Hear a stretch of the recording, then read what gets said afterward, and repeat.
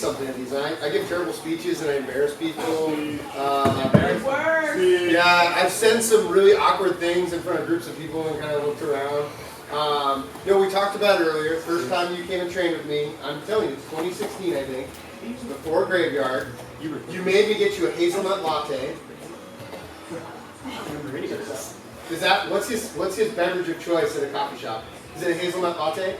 He made me get hazelnut lattes for him when he was my corporal, like every day.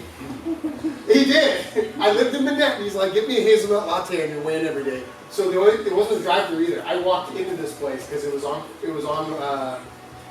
Washington or Pacific, on Pacific. And I had to park and walk in there and give him a hazelnut latte. And then I come down, and he's like, "Oh, let's train some jiu-jitsu." I was like, "Oh, okay, cool." So by the way, I wore this gi. Yep, it was this gi.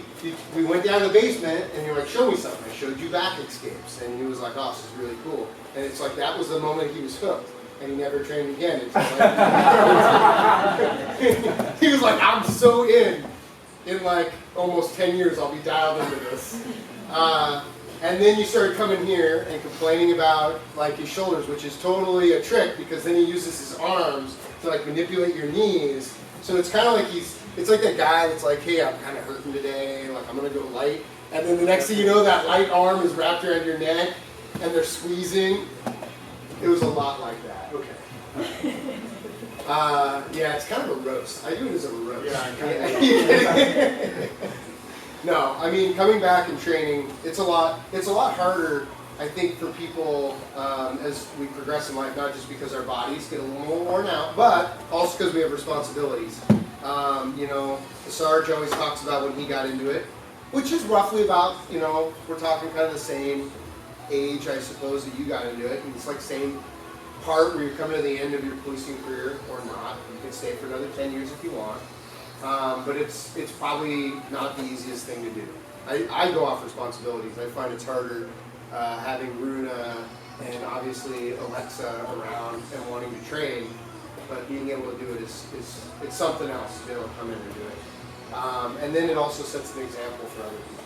So that's really important. I know some folks here aren't in law enforcement, but this is probably the most important thing I think we do to protect ourselves is getting better at using our hands instead of tools.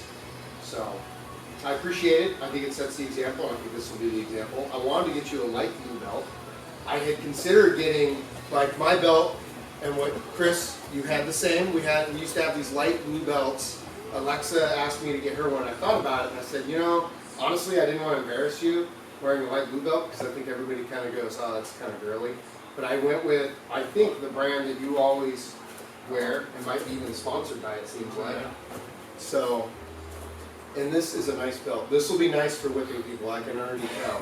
It is a firm belt. I was holding it over there going, "Dear Lord, it's like this one they put in here, cork." So, yeah.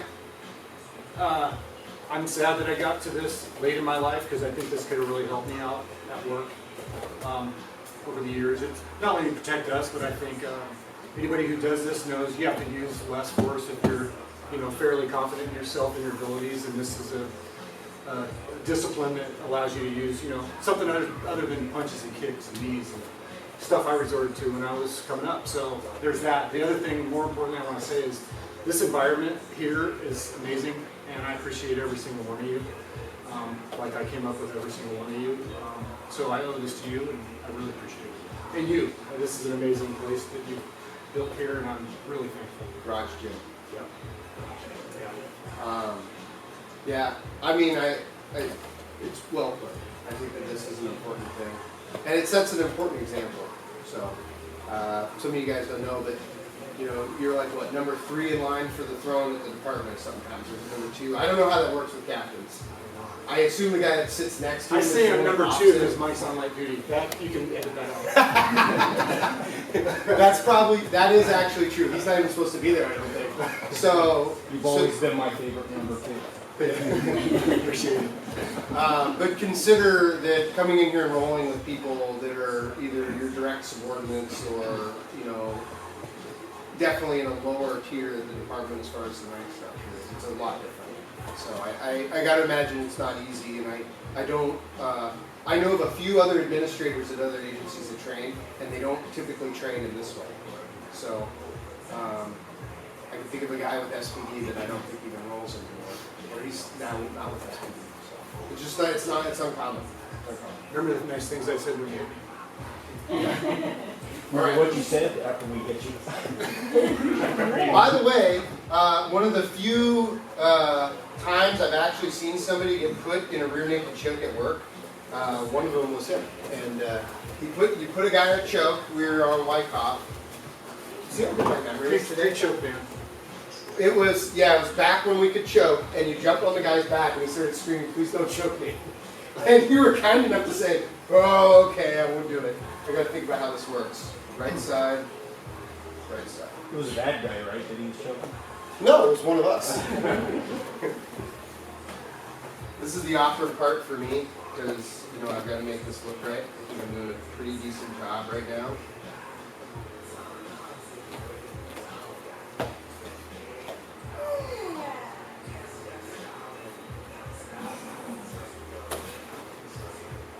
Oh, I did it backwards now.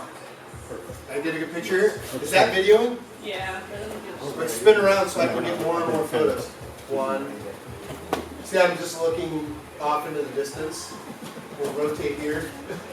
I know that's a video, but you can draw a still from it now. You'll have to help throw it down. God, that looks sharp. And he does that close. Okay, don't break when we do this. I gotta throw you. What? Yeah. Yep. Just You go with see it. this? Nice and easy. Watch feet.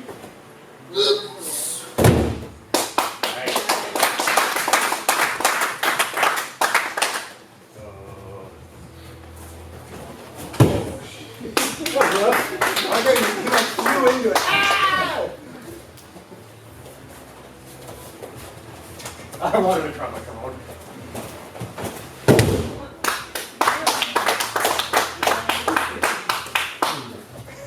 So now it's 30%. I was just gonna say 15. Maximum effort. Hey, watch the beam if you're gonna Watch throw. And you roll. You're going high.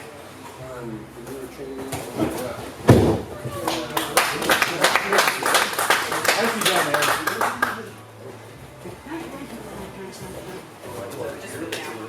Definitely.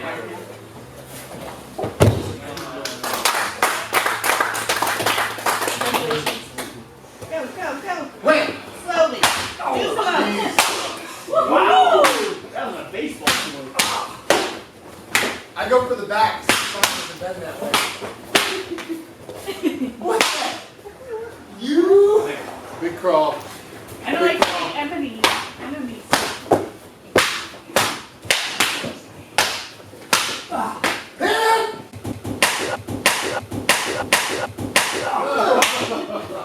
One more. You got one more.